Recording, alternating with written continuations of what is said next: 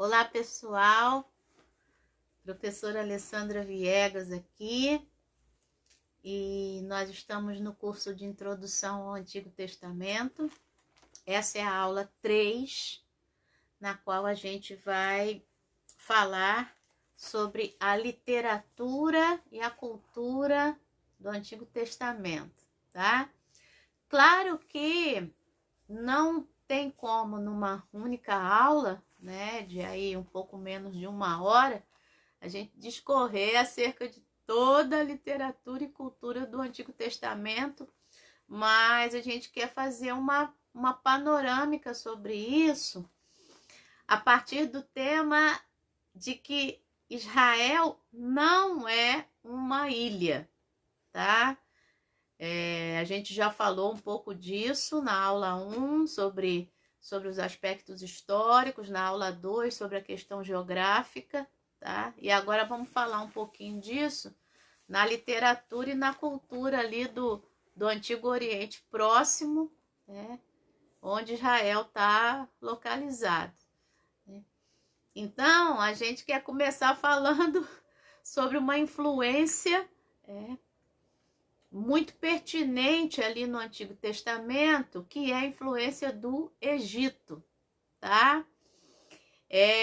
Então eu gostaria que você já abrisse aí a sua Bíblia no livro de Provérbios, capítulo 6, versículo 16 até o versículo 19. Então, antes da gente falar de teoria, já vou mostrar na prática, né, um exemplo de influência cultural e literária que vai acontecer aí no livro de Provérbios, tá bom? Então, para que você já saiba como é que se dava essa influência, que muito provavelmente, a gente estuda isso em história antiga, né, enquanto você está abrindo sua Bíblia aí em Provérbios capítulo 6, o que acontecia na antiguidade, né? Como é que essa cultura, como é que essa literatura vai ser influenciada e vai influenciar outros povos, outros locais. Principalmente, não tinha internet naquela época, né? Então, principalmente a partir do comércio, tá? Lembram da história de José? Gênesis 37, lá começa a história de José. O que os seus irmãos fizeram? Venderam José para uma caravana de comerciantes ismaelitas que estava passando, tá? Então, essa caravana de comerciantes compra José para vendê-lo como escravo lá no Egito, tá?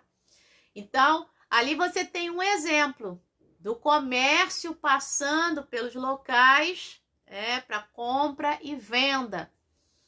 Por exemplo, no livro de Neemias, em determinado momento, o Neemias ordena, né, que os portões da cidade fossem fechados, tá, no sábado, no pôr do sol ali da sexta-feira para o sábado, para que não houvesse comércio no Shabat. E o pessoal não gostou muito não, tá? Porque como é que era feito esse comércio? A caravana de comerciantes chegava numa cidade, ficava ali nos portões da cidade e, dias, semanas, às vezes até meses, acampados ali, até que tudo fosse vendido, ou a maioria fosse vendido. E nisso, o que vai acontecer? Final da tarde, depois de um dia de trabalho, vai todo mundo conversar, né? E os curiosos da cidade vão sentar para saber como é que é a cultura deles, para saber como é que é o local lá. E, ao mesmo tempo, nisso a cultura está sendo passada. A literatura também está sendo falada, né? Quais são as histórias dos locais. E, ao mesmo tempo, os próprios mercadores também estão perguntando: e aqui, como é que acontece? Em que vocês acreditam? Nós lá acreditamos nisso, no Deus tal, né? temos essas lendas, temos essas histórias que nos contaram. Então, isso aí, basicamente, era dessa forma que essa cultura e essa literatura vai sendo passada ali nas relações comerciais. E como a gente viu um pouquinho nas 2 últimas aulas, também essa cultura e essa literatura vai ser passada através das ligações políticas que os reinos vão fazendo. Claro, como eu falei, o melhor exemplo disso é o Salomão. O Salomão vai se casar com a filha do faraó. E aí, em primeiro livro dos reis, lá, capítulo 3, vai se falar sobre isso. Primeiro livro dos reis, capítulo 3, versículo 1, vai falar que o Salomão se casou com a filha do faraó. Ou seja, ligação fortíssima, política, econômica, com o Egito, tá? E ainda também, no primeiro livro dos reis, capítulo 4, versículo 29, versículo 30, quando se fala da sabedoria de Salomão, é muito interessante que vai dizer assim, a sabedoria do Salomão excedeu, a todos ali do Oriente, e excedeu também a sabedoria dos egípcios. Por que está separado? Por que a sabedoria dos egípcios está destacada? Porque o Egito era, sim, o berço da sabedoria da antiguidade. Há documentos gregos, tá? Há escritos do Platão, tá? Há escritos do Tales de Mileto. Lembra do Tales de Mileto lá? Teorema de Tales, dos catetos, da hipotenusa. Pois é. Em determinado momento, o Tales, que era da cidade de Mileto, ali na costa ali da Turquia, ali, ali tudo pertence à Grécia naquele momento lá, século VI ali antes de Cristo, VII antes de Cristo.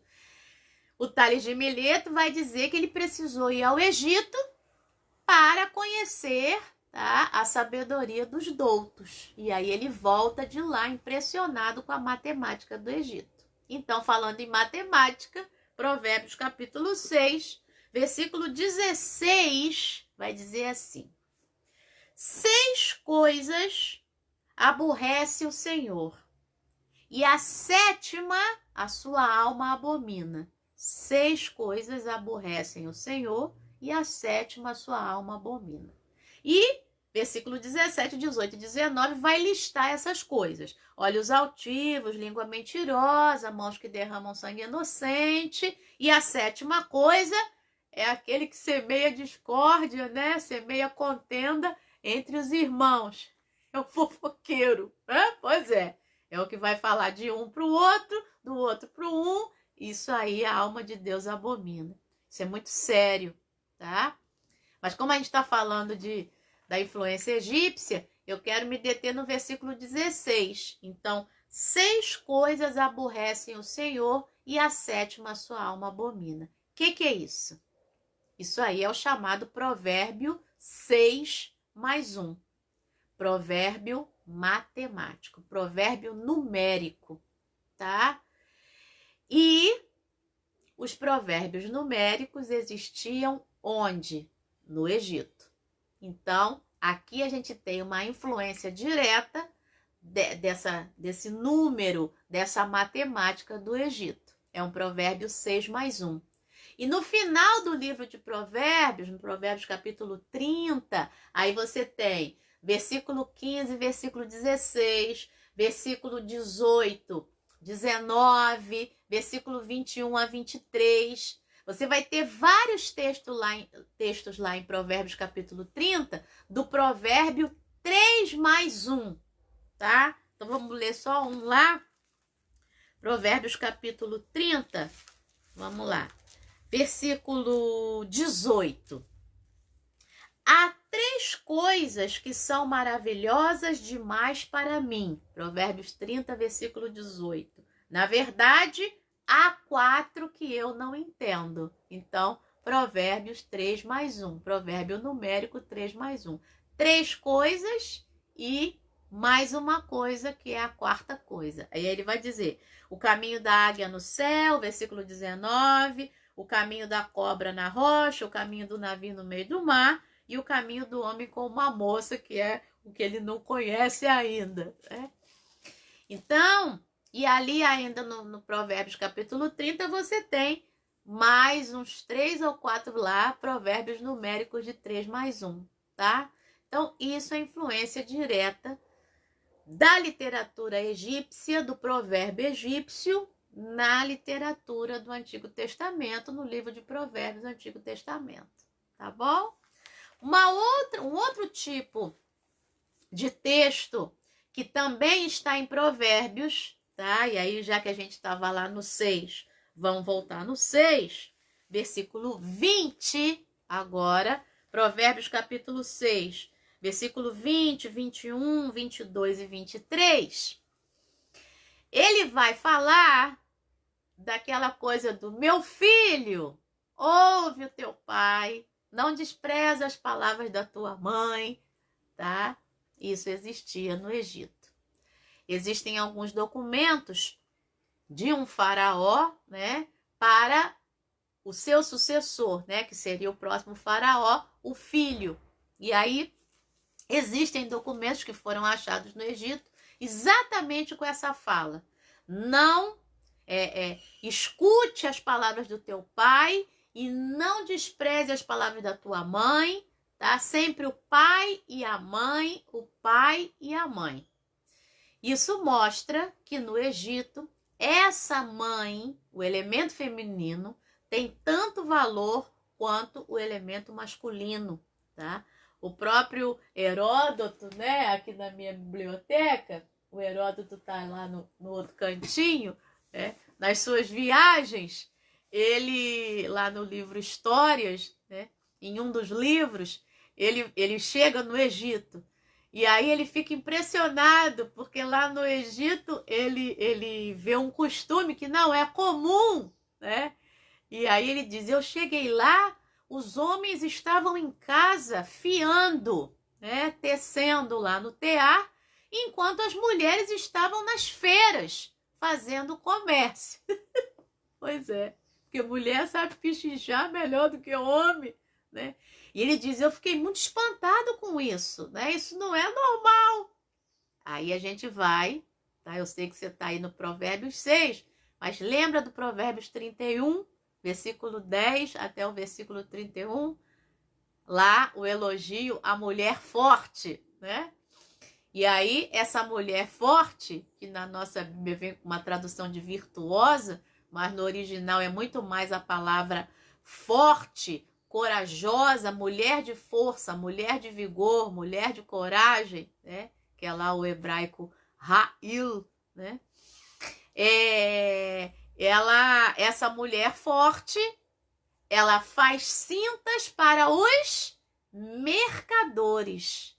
E ela vai lá até a feira livre, tá? Para fazer negócio. Ela compra um terreno, não é isso? E nisso ela está pichinchando. Então, olha aí a influência do Egito também, lá no finalzinho do livro de Provérbios. Mas vamos agora em Provérbios capítulo 6, versículo 20, que diz assim: meu filho, guarde o mandamento de seu pai e não abandone a instrução de sua mãe. Guarde o mandamento do seu pai e não abandone a instrução da sua mãe. Muito semelhante aos escritos egípcios. E aí ele vai continuar dizendo que esse filho deveria ter sempre esse mandamento do pai e a instrução da mãe amarrados ao coração, pendurados no pescoço. Verso 22 de Provérbios 6. Quando você andar, essa instrução o guiará. A instrução é de quem, hein? Lá no versículo 20, da mãe. Essa instrução o guiará. E quando você se deitar, ela, a instrução, o guardará. quando acordar, falará com você. Ou seja, toda essa instrução dada pela mãe. No versículo 23, ele vai retomar as mesmas palavras do versículo 20, dizendo o seguinte: porque o mandamento, que é do pai, é lâmpada, e a instrução, que é da mãe, é luz. E as repreensões da disciplina são o caminho da vida. Tá? Então, ó, o mandamento do pai, a instrução da mãe, o mandamento é lâmpada, a instrução é luz. Olha que bonito. Uma coisa complementando a outra, tá? Então, é muito importante a gente entender esse Israel que literariamente, culturalmente, não é uma ilha, tá? E entendendo isso, aí a gente consegue entender toda a questão religiosa que está por trás, tá? A gente consegue entender lá o primeiro livro do Samuel, logo no início, quando o povo pede um rei. Por que que pede um rei? Porque as nações em volta têm um rei. Então a gente quer ser como eles, né? Por que que muitas vezes querem abandonar o Adonai, né? O Deus de Israel, e querem se voltar para os outros deuses, como a gente já falou nas duas primeiras aulas? Porque tá tudo junto e misturado, né? Tá tudo muito próximo, né? E essas influências estão correndo direto. Então, Israel está sendo influenciado, mas vamos falar um pouquinho do outro lado. Israel também está influenciando. E aí, já que a gente está falando de Egito, né? É muito legal. Eu vou deixar aqui também na descrição desse vídeo, mas você que é aluno do seminário, né? Lá na nossa aula a gente colocou lá esse material também. Existe um faraó, tá? O faraó Akenaton, tá? Ou Akenaton, a gente não sabe exatamente onde está a acentuação, né? A tonicidade do nome. Ele tinha um outro nome, tá? É o marido da Nefertiti, né? E que também foi uma mulher muito importante ali no Egito, né? O Akenaton, ou Akenaton, ele vai mudar o seu antigo nome para esse, porque ele teve, tá, um momento ali em que ele deixou de crer no panteão egípcio e passou a crer somente em um Deus. Atom. Pois é. E aí ele troca o nome dele, né? E coloca no seu próprio nome, né? Aquele que quer receber a graça de Atom, né? Ou aquele que recebeu essa graça. E existe esse registro, tá? De um momento em que o Egito foi monoteísta. Acreditou em um único Deus. E, inclusive, na Wikipedia, né? Em alguns momentos lá diz que ele é um faraó traidor, né? Porque ele fez o povo tentar esquecer todo o panteão, que a gente sabe, e crer em um único Deus. Olha que interessante. Será que o Akenaton ou Akenaton não foi influenciado, né, por Israel?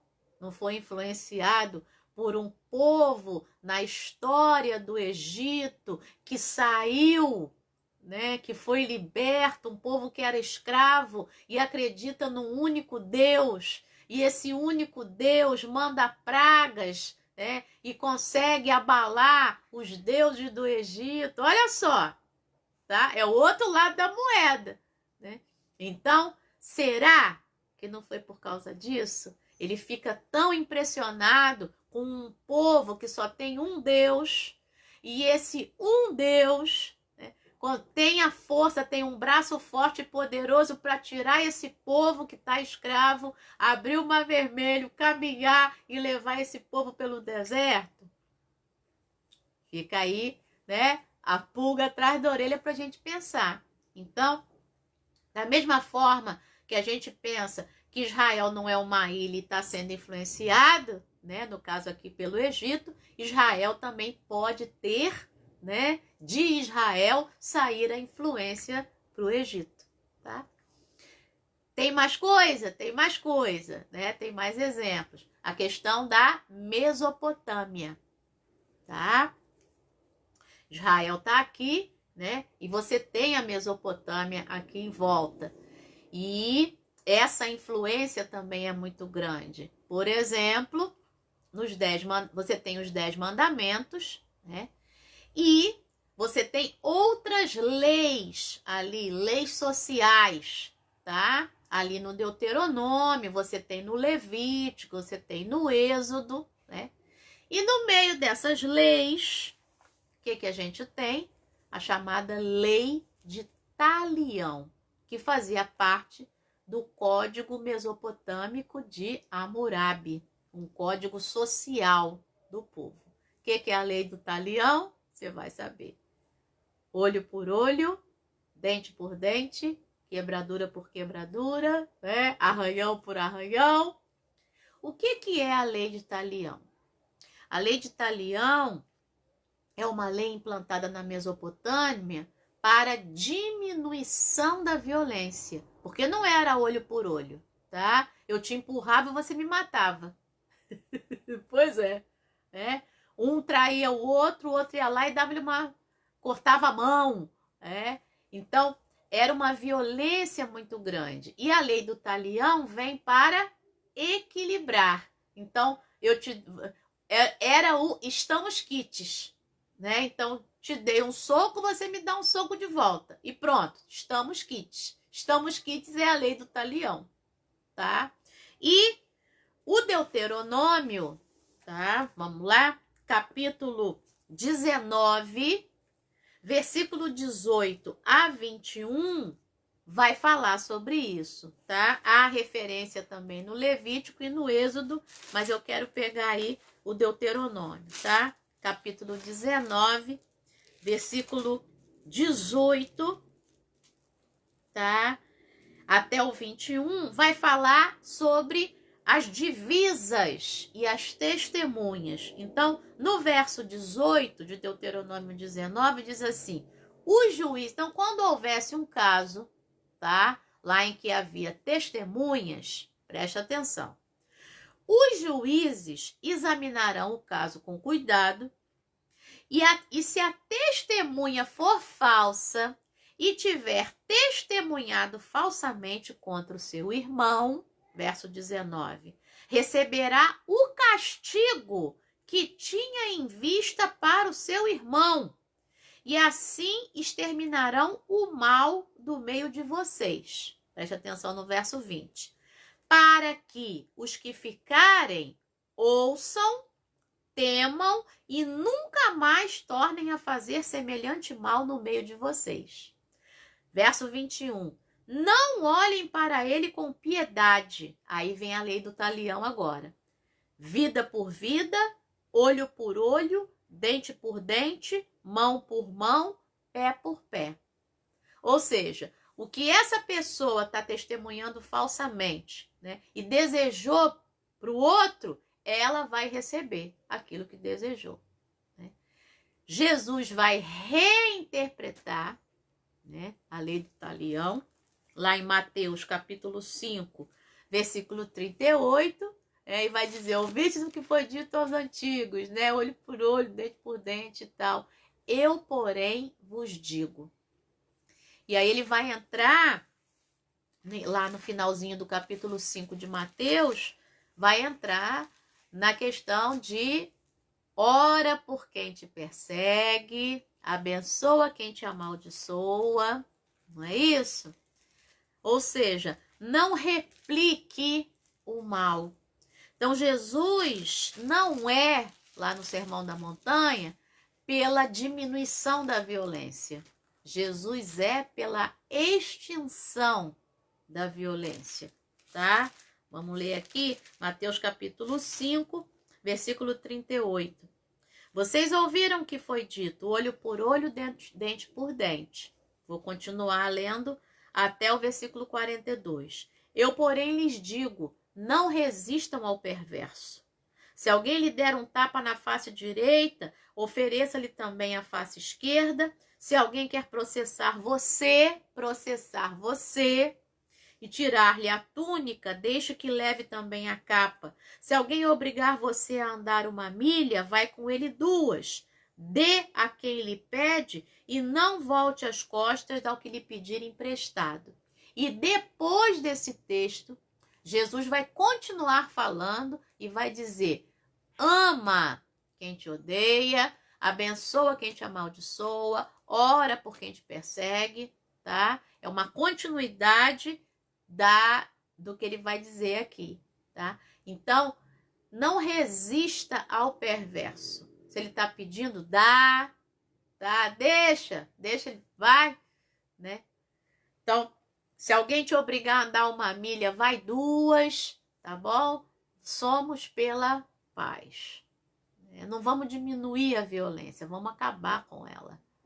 Então, Jesus, ele vai fazer essa releitura lá da lei do talião, tá bom? Mas voltando para o Antigo Testamento, então, a gente tem esse intercâmbio de culturas, tá bom? Então, essa cultura da Mesopotâmia também vai aparecer lá no livro do Deuteronômio, no Êxodo, no Levítico. E a cultura da Mesopotâmia também vai aparecer no livro de Jó, tá? Existe um Jó babilônico, aliás, vários, tá? Existem vários textos na Mesopotâmia, com a pergunta que não quer calar: por que o justo sofre? Né? Porque eu faço tudo certinho e acontece um monte de coisa na minha vida. Né? Essa é a pergunta da humanidade. Né? Então, assim como a gente tem esse questionamento no livro de Jó, a gente vai ter o Jó babilônico, tá? Existe um texto chamado egípcio, tá? Vou voltar no egípcio, que é o diálogo do desesperado com a sua alma, né? E aí ele falando para sua alma as situações difíceis pelas quais ele está passando, tá? E aí, claro, você lembra do Jó, você lembra do Salmo 42, né? O refrão do Salmo 42, a gente já vai entrar nos Salmos. Por que está abatida, ó minha alma? Por que te perturbas dentro de mim? Espera em Deus, né? E aí você tem vários salmos em que o salmista fala com a sua alma, né? E é muito legal isso. Então, isso aí é cultura e literatura ali da antiguidade, tá? Ali do Antigo Oriente Próximo, tá bom? Muito bem. Eu quero fazer um parêntese aqui. Quando a gente fala de Egito, e a gente precisa falar sobre isso porque é importante trazer o esclarecimento, o questionamento no ambiente igreja, né? Porque a palavra de Deus é uma palavra que liberta, né? Conhecereis a verdade vos libertará, João 8,32. Que quando a gente fala de Egito, é importante que a gente aprenda a valorizar, tá? Essa cultura maravilhosa, né? Essa cultura que está na África, tá? Então, quando se fala de Egito, tem que se pensar em África, tá? Tem que se pensar em pessoas negras, tá? Tem que se valorizar. E isso é muito importante trazer para o ambiente igreja, tá? Por que é importante? Porque aí a igreja passa a ser também um lugar de reflexão, tá? Sobre essa valorização da cultura africana, da cultura negra, tá? Que hoje em dia a gente tem aí, né, toda essa problemática desse ranço racista que existe aqui no Brasil, né? Esse racismo Não, não sou racista, não. Mas há uma série de piadinhas, uma série de brincadeiras. E aí, principalmente lá nas turmas das crianças, né? A gente mostrar esse Egito negro, sim. Né? A gente mostrar essa rainha de Sabá, né? Quando fizer lá contar historinha ou fazer fantoches, né? Essa rainha de Sabá negra, tá? Esse etíope, né, lá do livro de Atos, capítulo 8, lá o Filipe e o etíope, esse etíope negro, né, que vai levar o evangelho para a Etiópia, né, para a rainha Candace. Isso é muito legal, tá? Então, a gente precisa mostrar para as crianças que essa cultura precisa ser valorizada também, porque no Brasil a gente tem muito isso, né? Eu fiz faculdade de português grego e minhas professoras sempre falavam isso. Vocês não podem esquecer que o Egito está na África. Por quê? Existem vários documentos egípcios, tá? Aí, claro, já bem mais recentes, né? Ali do século V a.C., depois século III, né? Documentos da Alexandria, e Alexandria está no Egito, né? Então são documentos, são textos egípcios, mas escritos em grego, tá? Porque Grécia e Egito se comunicam culturalmente o tempo todo, tá? Como eu falei lá, o Tales de Mileto, o próprio Platão vai valorizar o Egito, inclusive, né, alguns o patrono, né, egípcio dos escribas, né, é o deus Tote, né, que é aquela ibis, né, aquele pássaro com a pena na mão lá escrevendo. Então, ele é ligado à questão da memória, é ligado à bênção de escrever, né? Aquele que é um bom escriba é abençoado pelo deus Tote, essa coisa toda. Eu acho isso muito interessante. Então, o que acontece? A gente tem muitas vezes no Brasil um etnocentrismo, um eurocentrismo, desculpa. Ou seja, a gente acha, né, que a cultura europeia, grega e romana é que é a mais valiosa, é que é a mais bonita, e na verdade não é nada disso. Tá? A cultura africana também é valiosíssima, é belíssima, tá? E tem uma série de elementos que vão aparecer no texto bíblico, no Antigo Testamento. Tá? Então, se você gosta de Antigo Testamento, você merece, né, estudar cultura egípcia, tá bom? Porque você vai ver uma série de relações e cultura mesopotâmica também. Mas eu tô falando bastante do Egito por isso, porque a gente tem que, trabalhando isso, a gente também pode trabalhar nas nossas igrejas com as crianças, com os adolescentes, né? Essa valorização da cultura africana, tá? Do Egito, os momentos em que o Antigo Testamento fala da Etiópia, né? Valoriza a Etiópia, valoriza esses povos ali. Então é legal, tá? Trabalhar, falar um pouco sobre isso. Até porque muitas vezes a gente fica com aquela coisa, né, do Egito, só como algo negativo, tá bom? Então, mas a gente precisa mostrar o outro lado, né? Que no texto você tem influências desses locais, tá? Desse local, no caso aí, tá bom? Então é só um parêntese aí para trazer essa valorização para dentro da igreja. E aí, claro, as crianças vão se sentir valorizadas, a gente vai conseguir tirar um pouco, né, esse ranço de racismo que existe ainda também aí nos arraiais religiosos aí, existe mesmo, tá bom? Então não embranqueça o Egito, né? E não europeize o Egito, tá bom? O Egito é África e o Egito é negro e o Egito é precisa ser valorizado, tá? Foi um lugar de grandes reinos da antiguidade, tá bom? Eu gosto muito disso, então sou, né, Sou suspeita de falar. Muito bem. Então, lembrando que o Salomão, então, casou com a filha do faraó, né? E só aí já tem motivo à beça para a gente falar de Egito, tá bom? Muito bem.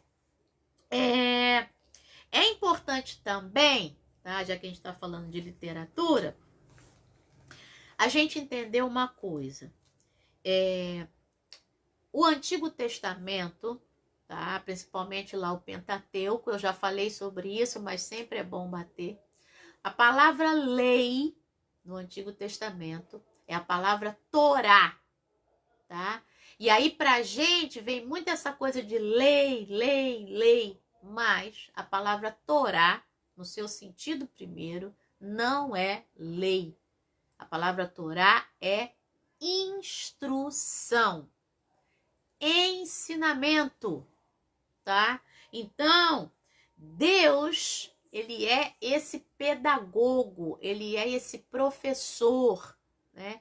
Ele é esse que vai trazer a explicação das coisas. Tá? Você deve agir assim, por causa disso, né? Esse professor que explica, que explica, que explica, tá? Assim como a gente tem no livro de Provérbios aí, filho, escuta teu pai, escuta tua mãe, tá bom? Deus é esse que está falando, que está ensinando a esse povo que é filho, né, como se portar diante de toda e qualquer situação. Então, a Bíblia está ali como ensinamento, não está ali como lei, né? Esse sentido jurídico que veio para a língua portuguesa não é o sentido do original hebraico que está lá, tá bom? Muito bem. Vamos falar um pouquinho de poesia hebraica, tá? Que para falar de literatura tem que falar de poesia, né? Que é uma das coisas lindas que a gente tem ali no Antigo Testamento, tá? Muito bem. Tem algo que a gente precisa lembrar sempre, sempre. Naquela época, não existia o texto escrito, tá? O texto escrito é algo muito posterior, tá? Pouquíssimas pessoas tinham dinheiro, tá? Para importar a tecnologia de Pérgamo, não é isso? Pergaminho, a palavra pergaminho vem de Pérgamo, tá? É lá que essa tecnologia começou, que era pegar o couro de um determinado animal, raspar, passar tipo uma parafina ou algo semelhante, a fim de que aquele couro ficasse durinho de um lado, de outro, para poder escrever, tá? Então, era caro, né? Era muito caro, né? Então era necessário importar essa tecnologia. Claro, depois isso espalhou para tudo quanto é lugar, mas no início isso era muito difícil. E outra coisa que era muito difícil, o preparo do papiro, né? Que é uma planta egípcia que você precisava abrir, tinha toda uma forma, toda uma secagem. Se secasse demais, desmanchava. Se secasse de menos, ficava úmido, não dá para escrever. Então, tudo isso era muito trabalhoso. Além de trabalhoso, era caro. Então, nem todo mundo tinha isso. E como é que a coisa vai começar a acontecer, então? Como é que esses textos vão correr? Como é que essas histórias vão vir? Você sabe que essas histórias estão sendo passadas de pai para filho.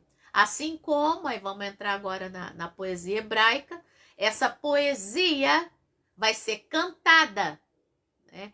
Muitas dessas histórias vão ser cantadas. Né? Você está aqui, ó, a paideia aqui, ó, atrás de mim, né? Que é o texto do ensinamento grego. Né? E esse livro aqui, que eu amo bastante, ó, também aqui atrás de mim, ele vai falar dos primeiros escritos, os escritos de Homero, tá? A Ilíada também aqui, ó. Aqui, opa. Aqui, ó. A Ilíada tá aqui. Então, a Ilíada e a Odisseia são dois poemas gregos cantados, era tudo cantado. A Ilíada remonta lá ao século 11, 12 antes de Cristo. A história da ira de Aquiles lá, a história da guerra de Troia, né? A Ilíada é o 9º ano da guerra que durou 10 anos, né? A ira de Aquiles ali. A Ilíada vai narrar isso. Então você tem, né, mais de 20.000 versos que eram memorizados, tá? Cantados. Então, só cantando para conseguir memorizar isso. E no Antigo Testamento você também tem isso. O livro dos Salmos, tá? É poesia hebraica cantada. Então, como memorizar isso? Qual é a forma mais fácil de memorizar música? Tá? Como é que você começa a memorizar música? Pelo refrão, pelas palavras que se repetem, tá? Ou se há palavras opostas. Tudo isso facilita a memorização. Então, é isso que você vai ter na poesia hebraica, que não está só no livro dos Salmos, tá? Essa poesia hebraica está em Cantares, essa poesia hebraica está em Jó. Jó é escrito em forma de poema, tá? Essa poesia hebraica está no livro de Lamentações. Essa poesia hebraica aparece na profecia, tá? Aparece em Isaías, aparece em Sofonias, tá? Essa poesia hebraica, esse texto que eu canto a fim de que eu consiga memorizar melhor, vai aparecer em vários textos do Antigo Testamento, não só no livro de Salmos. E aí, qual é a característica, então, para que essa poesia, né, para que esse texto poético seja memorizado com mais facilidade? Uma coisa chamada paralelismo. O que é paralelismo? Paralelismo é quando você tem a repetição, como se fosse uma rima de assuntos, tá? Não é uma rima como em português, lua, nua, crua, rua, sua, não. É uma rima de palavras, uma rima de assuntos. Ou seja, a mesma palavra repetindo ou sinônimos, ou expressões sinônimas dessa palavra, tá? Então, quero ler com vocês um salmo que você conhece muito bem, Salmo 121, tá? Vamos lá no Salmo 121, que vai dizer o quê? Elevo os olhos para os montes. Você já sabe, né? Ou não sabe, o Salmo 121 é um salmo de peregrinação, né? Em que o salmista está bem aqui embaixo, tá? E está indo para Jerusalém. Jerusalém está lá no alto e ele está aqui embaixo dizendo: eu elevo os olhos para os montes. Eu estou olhando para Jerusalém, tá? No Salmo 122 ele já está em Jerusalém. Eu me alegrei quando me disseram, lá no Salmo 121, vamos lá na casa do Senhor? E aí ele vai dizer, Salmo 122, versículo 2, parados estão os nossos pés junto às tuas portas, ó Jerusalém. Então, no Salmo 122, o salmista já está em Jerusalém, tá? Mas no Salmo 121, ele está saindo de casa. Então, eu elevo os olhos para os montes, lá para Jerusalém. De onde me virá o socorro? Ele terminou o versículo 1 com a palavra socorro. Aí ele vai dizer, o meu socorro, socorro, socorro. Isso é paralelismo. Vem do Senhor, que fez os montes? Não, que fez o que está acima e o que está abaixo. Que fez os céus e a terra. Isso é paralelismo, tá? Então, socorro, socorro, montes, céu, terra, tá?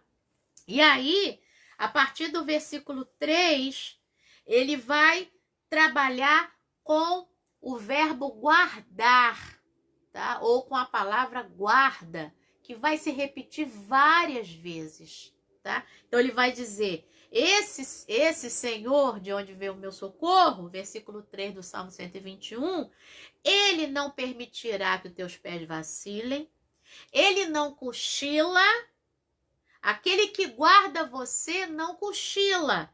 É certo que não cochila, olha o paralelismo, ele não cochila, verso 4. É certo que não cochila, nem dorme. Quem? O guarda de Israel. E o que guarda você está no verso 3. E o guarda de Israel está no verso 4. E aí no verso 5 ele vai dizer, o Senhor é quem te guarda. Ó, já se falou em guarda 3 vezes. O Senhor é a tua sombra à tua direita. Você consegue viver sem a tua sombra? Não. Então ele te guarda o tempo todo. E ele vai dizer, o Senhor de dia, verso 6, não lhe fará mal o sol e nem a lua de noite. Olha o oposto aí. Sol, lua, dia, noite. Verso 7, o Senhor te guarda de todo mal, ele guarda tua alma. O Senhor, verso 8, guarda tua saída, porque você sai de casa primeiro. Se na tua Bíblia está entrada primeiro, não está certo não, tá? O Senhor guarda a tua saída e a tua entrada, desde agora e até sempre. Então, guarda, guarda, guarda, guarda, guarda, guarda. Então, você tem aí, ó, 1, 2, 3, 4, 5, 6 vezes o verbo guardar ou o Senhor dizendo que ele é o guarda de Israel, tá? O que é isso, então? Você não tem como sair do Salmo 121 sem guardar na sua memória que esse Senhor, que é o teu socorro, que fez os céus e a terra, é o mesmo que guarda você. Esse Senhor é o teu guardião. Como guardião, ele é como se fosse a tua sombra. Como guardião, ele não dorme, ele não cochila, porque ele está te guardando, ele não dorme. Como guardião, ele guarda você de dia, de noite, ele te protege do sol, ele te protege do frio da noite, ele te protege de todo mal, ele protege a tua alma, ele protege a tua saída, ele protege a tua entrada, ele te protege agora, ele te protege sempre. Porque ele é quem te guarda, ele é teu guardião. Isso é paralelismo, tá? Então, essa repetição do guardar, guardar, guardar, guardar, guardar, para que fique na memória, tá bom? Então, você não sai desse salmo da mesma forma como você entrou, tá? Assim como o Salmo 136. Você não sai do Salmo 136 sem memorizar que a sua misericórdia dura para sempre. E a misericórdia ali é a palavra hesed, que é muito mais do que misericórdia no original hebraico. É bondade, é amor, é graça, é benignidade, é misericórdia, tá? É bondade amorosa de Deus, é tudo que te traz tranquilidade, é tudo que te traz satisfação. E o Salmo 136 vai falar 26 vezes. A sua hesed, né? Dura para sempre. Então, o que é o Salmo 136? É uma outra forma de paralelismo, em que eu tenho um verso que repete, repete, repete, repete por 25 vezes, né? Acontece a primeira vez e depois mais 25 repetições dele. E é legal que a sua hesed dura para sempre é entrecortada, tá? Esse verso é entrecortado pela história de Israel, tá? Toda a história de Israel. Ele começa dizendo, né? deem graças ao Senhor, deem graças ao Deus dos deuses, deem graças ao Senhor dos senhores. Olha aí as expressões sinônimas. Senhor, verso 1, Deus dos deuses, verso 2, Senhor dos senhores, verso 3. A partir do verso 4 do Salmo 136, ele vai falar da criação, verso 4 até o verso 9. Depois do verso 10 até o verso 15, ele vai falar do êxodo, do pessoal atravessando lá, saindo do Egito, tá? Atravessando o Mar Vermelho. Depois do verso 16 até o verso 22, ele já está no deserto. Aí ele vai, final do Êxodo, Levítico, Número, Deuteronômio, Josué, tá? Já fala da terra. E aí, do versículo 23 ao 25, ele está falando do seu momento, né? E o verso 26, ele termina dizendo: deem louvores ao Deus dos céus. Ele fecha o salmo da mesma forma como ele começou, tá? Então, essa poesia é que faz com que a gente repita e não consiga sair dela da mesma forma como a gente entrou. Isso é bonito demais, tá? Isso é bonito demais na literatura de Israel. E aí, hoje não, né? Pouquíssimas igrejas hoje em dia fazem leitura responsiva. Algumas igrejas ainda fazem aquela leitura responsiva, né, em que o dirigente lê o versículo ímpar, né, e a congregação lê o versículo par, né? Isso aí pode ser, sim, tá, uma influência, tá, dos salmos, tipo o Salmo 136, porque quando eu olho para ele, eu penso exatamente nisso, né? A primeira parte do versículo seria o dirigente, e a segunda parte do versículo, porque a sua misericórdia dura para sempre, ou benignidade, ou bondade, ou graça, ou amor, seria a congregação falando, né? Então, na minha mente, eu fico pensando isso, sabe? Isso eu imagino. E você que tem o inário metodista, lá no final tem as antífonas, né? E antifona, né? O que é essa palavra? A palavra grega anti, né? É algo que vai contra, né? Que vai de encontro, né? E fona, de foné, voz. Então, o que é a antífona? Antífona é quando você tem uma voz e outra voz, e uma vai de encontro à outra. Então, a antífona era essa leitura responsiva, tá? Em que o dirigente da congregação fala e a congregação responde, né? Uma voz, não é contrária, né? Uma voz respondendo a outra voz, tá bom? Muito bem. Outra coisa da poesia hebraica, e que é bonito, né? Muito bonito, é o chamado acróstico. O que é um acróstico? Acróstico é quando você coloca na vertical, tá? Por exemplo, você já deve ter brincado disso quando era criança, né? Adolescente lá. Eu, por exemplo, colocava meu nome na vertical, Alessandra, né? E na horizontal puxava, né? Então, amável, linda, especial, né? Sorridente, aí um outro S, né? Então, e simpática. Então, isso é um acróstico. Você colocar um nome ou uma palavra, né, na vertical, e a partir dali você puxar, outras palavras ou frases, né? A gente tem isso no Antigo Testamento, tá? A gente tem isso no Salmo 119, a cada 8 versículos. A gente tem isso no livro de Lamentações.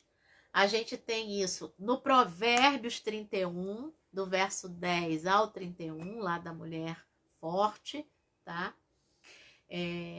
esses 3 textos, basicamente. E como é que são os acrósticos do Antigo Testamento? Não sei, na sua Bíblia, na Bíblia corrigida do Almeida, ainda conserva isso, que são as letras do alfabeto hebraico. Então, de repente, você aí abrindo a sua Bíblia, lá no Provérbios 31, por exemplo, do versículo 10 ao versículo 31, o versículo 10 começa com a palavra Aleph, que é a primeira letra do alfabeto hebraico. Versículo 11, Bet. 12, Gimel. 13, Dalet. 14, Re. E aí vai. Vav, Zain, Het, Tet, Yod, Kaf, por aí vai. O que são essas palavras? Essas palavras são os nomes das letras do alfabeto hebraico, que são 22. O alfabeto hebraico tem 22 letras, tá? E aí, no original, tá? Cada uma dessas letras puxa o versículo, tá? Por exemplo, a primeira palavra no original de Provérbios 31, 10, é a palavra mulher, Eshet, Eshet. Esse tá, de Eshet, o que tá ali é um Aleph, tá? Então, o Aleph não é A, tá? O Aleph é uma letra muda, E embaixo dela tem o que a gente poderia chamar, não é vogal, tá? É um sinal massorético, que é o sinalzinho do que seria o nosso E. Então, por isso que eu falo Eshet. Né? Então, o Aleph tá lá, ele é a primeira letra da palavra mulher, no hebraico, tá? E desse Aleph, que tá aqui, puxa-se a palavra mulher, mulher forte, quem a achará? Né? O seu valor excede ao de finas joias. Então, o Aleph está aqui, ele puxa o versículo para cá e ele para baixo, aí aqui embaixo está o Bet, depois está o Gimel, depois está o Dalet e por aí vai, tá? Então, esse acróstico está na vertical e os versículos estão correndo ali na horizontal. Você pode ir lá no livro de Lamentações, você vai conferir lá que o livro de Lamentações, capítulo 1, tem 22 versículos. Por que tem 22 versículos? Porque são 22 letras do alfabeto hebraico. Cada versículo de Lamentações, capítulo 1, começa com uma letra. Mesma ordem. Aleph, Bet, Gimel, Dalet, Re. Capítulo 2 de Lamentações, mesma coisa. No capítulo 3, você tem 66 versículos, que são o quê? 22 vezes 3, tá? Muito bem. Salmo 119, como eu falei, no Salmo 119, o Aleph compreende uma estrofe de 8 versos. Aí tá lá. Então, no Salmo 119, versículo 1, tem lá um Aleph. A primeira palavrinha começa com A, lá a palavrinha do bem-aventurado. Salmo 119, versículo 9, começa com o Bet, que é a segunda letra do alfabeto hebraico. E por aí vai, mais 8 versículos. Então, vamos fazer a conta. Se são 22 letras do alfabeto hebraico, e cada uma dessas letras puxa 8 versículos, quanto é que dá 22 vezes 8? Você que é bom de matemática. 176. Abra sua Bíblia. Qual é o número do último versículo do Salmo 119? 176. Então, você tem 176 versículos, porque você tem as 22 letras do alfabeto hebraico e para cada letra 8 versículos. É isso, tá bom? Então, é bom que a gente aprende Bíblia e aprende matemática também, né? Então, bebeu uma água aqui e a gente já está quase fechando a aula. Muito bem, então a gente falou aí, né? falou de acróstico, falou do Jó, falou dos provérbios numéricos, falou de Israel, que não é uma ilha. Muito bem.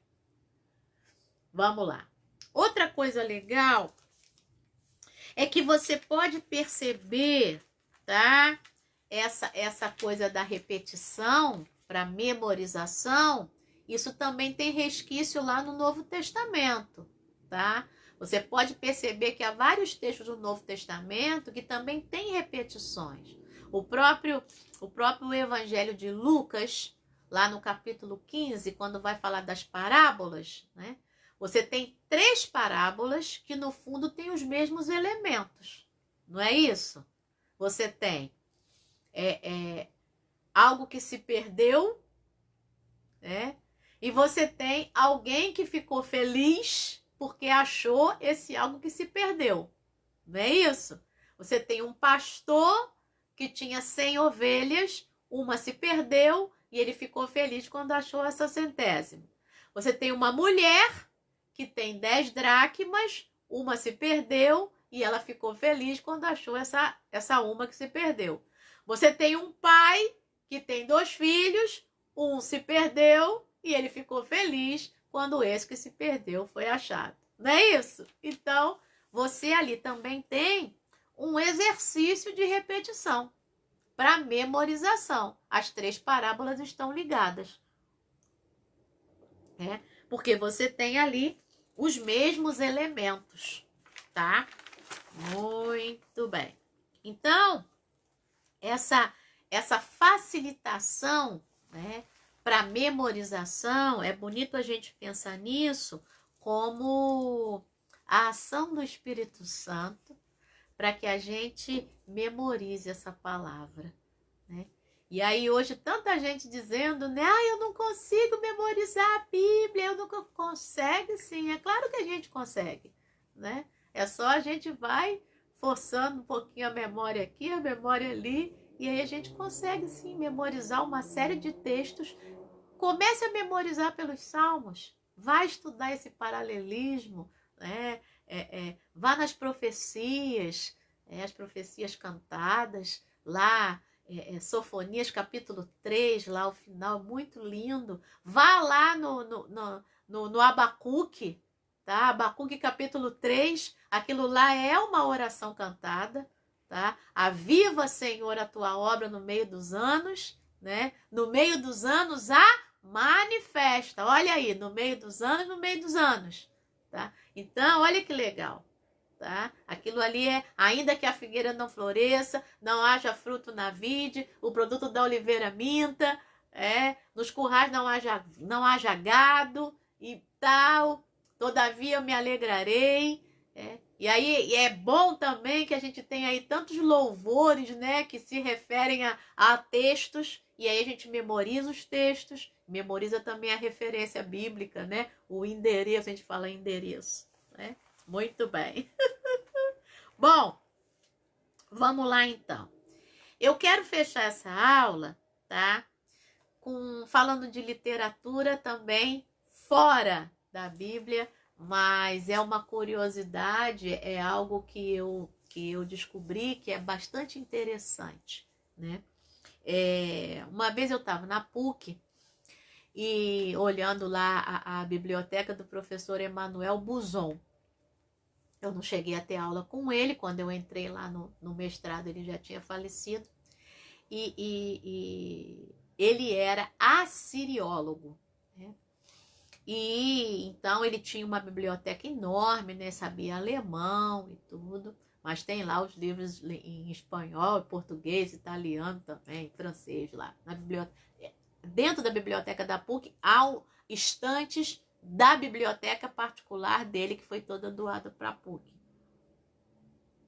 E aí eu pesquisando, eu achei um texto, uma revista acadêmica, na verdade, que falava de um texto chamado Épico de Baal. O que é um texto épico? Texto épico é um texto que precisa ter um herói. Por exemplo, eu falei aqui, né, da Ilíada. A Ilíada e a Odisseia são textos épicos. O herói da Ilíada. Ilíada tem alguns heróis, né? Tem o Aquiles, tem o Heitor, e outros lá, tem Ájax, tem 2 Ájax, né? Bom, tem o Príamo, que é o pai do Heitor e tal.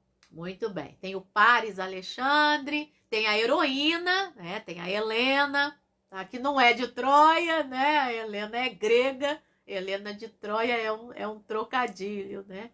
Bom, então o texto épico é um texto que tem que ter um herói.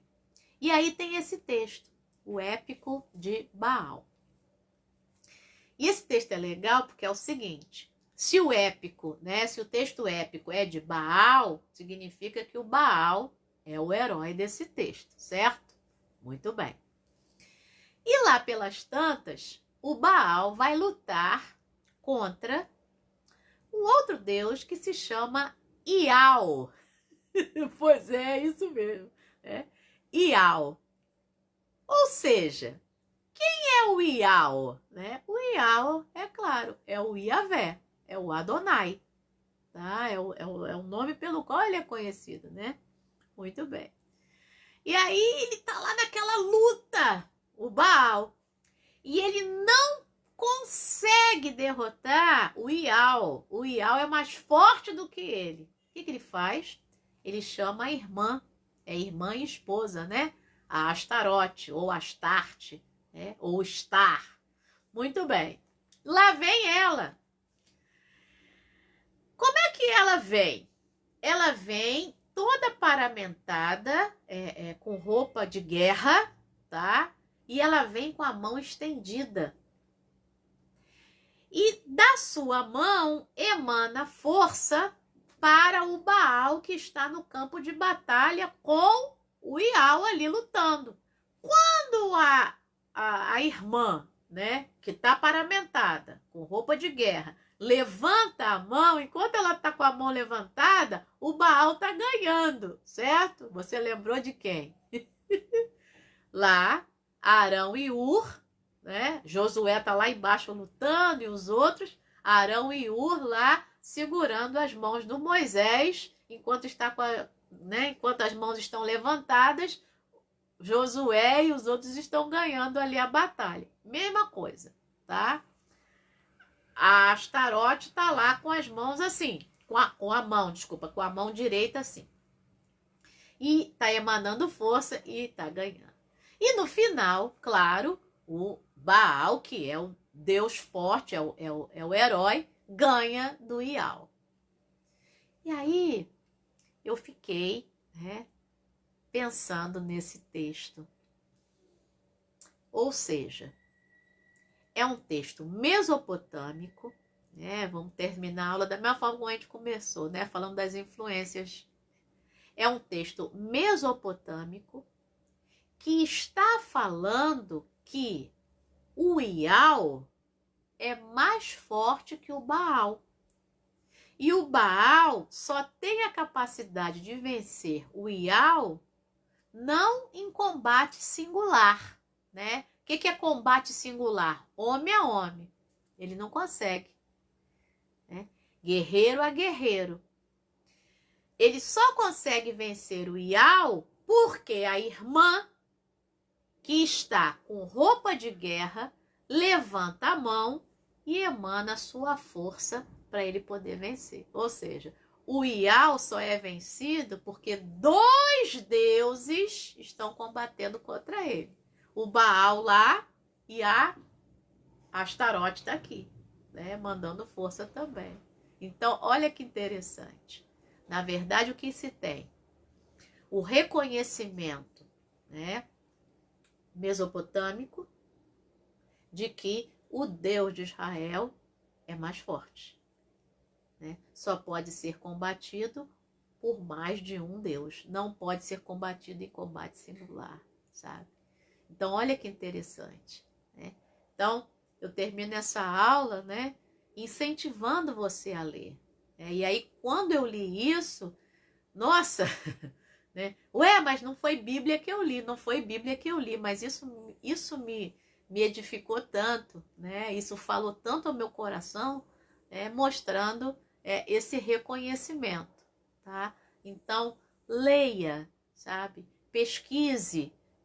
Você que é estudioso da Bíblia, você que gosta de literatura, de cultura antiga, então, leia, estude, pesquise, tá? Porque outras culturas também. Porque no próprio Antigo Testamento, você vai ter lá também a valorização de vários personagens que são estrangeiros, tá? E que entram na história do povo, tá? Você vai ter Raabe, né?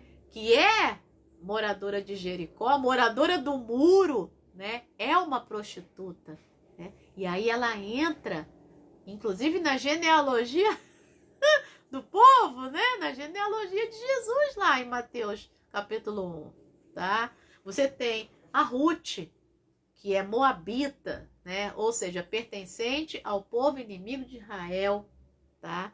Você tem os ninivitas lá, né? Você tem aquele nacionalismo exacerbado do Jonas, né? Sendo ridicularizado, né? Porque o povo de Nínive é um povo que vai crer tanto nesse Deus, né? E que todo tem lá até a brincadeira que o pessoal costuma fazer, né? Até os animais fizeram jejum em Nínive, né? E esses dias eu estava lendo, eu estou fazendo a leitura do Novo Testamento, né? E lendo Mateus, em que em determinada parte Jesus diz, ó, vai ter a cidade de Nínive, né?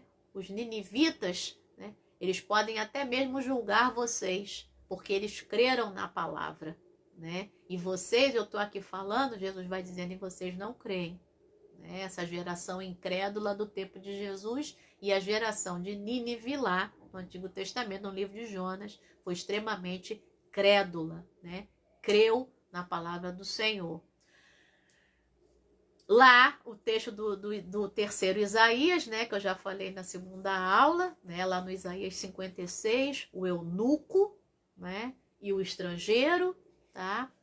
O sogro de Moisés, que é midianita, né, vai ser chamado de Jetro em algumas tradições, em outras tradições vai ser chamado de Reuel, mas é a mesma pessoa. É um estrangeiro que vem como voz de autoridade para falar para Moisés, cara, olha só, é muita responsabilidade para você. Divide, né? Olha a sabedoria aí. A sabedoria de um estrangeiro ajudando o líder, tá? Esse Moisés que é tão valorizado ali, né? Pelo judaísmo, pelo islamismo, pelo cristianismo, tá? E o rei Ciro, lá do Isaías 45, é um estrangeiro que vai ser chamado de meu ungido, né? Ele é o meu ungido, ainda que ele não me conheça, tá? Então, a própria palavra, né, já nos dá abertura para a gente também se abrir, né? E estudar, claro, tendo sempre em mente esse crivo da palavra de Deus, né, que faz com que eu leia tudo, né, como diz lá, Paulo vai dizer, né, como ótimo, estudioso, como estudioso aplicado, né, ele vai dizer lá no final dos Tessalonicenses, lá, né, leia tudo, né, e retenha aquilo que é bom, né, mas leia tudo, né, e aí, então, examinem todas as coisas e retenham o que é bom. 1 Tessalonicenses, capítulo 5, versículo 21. Então, que Deus te abençoe, que essa aula tenha aí contribuído para o teu conhecimento e que você seja estimulado. Essa aula é só o começo, tá? Para você ser estimulado para estudar mais, tá bom? Deus te abençoe. Fica aí um beijo da professora Alessandra para você.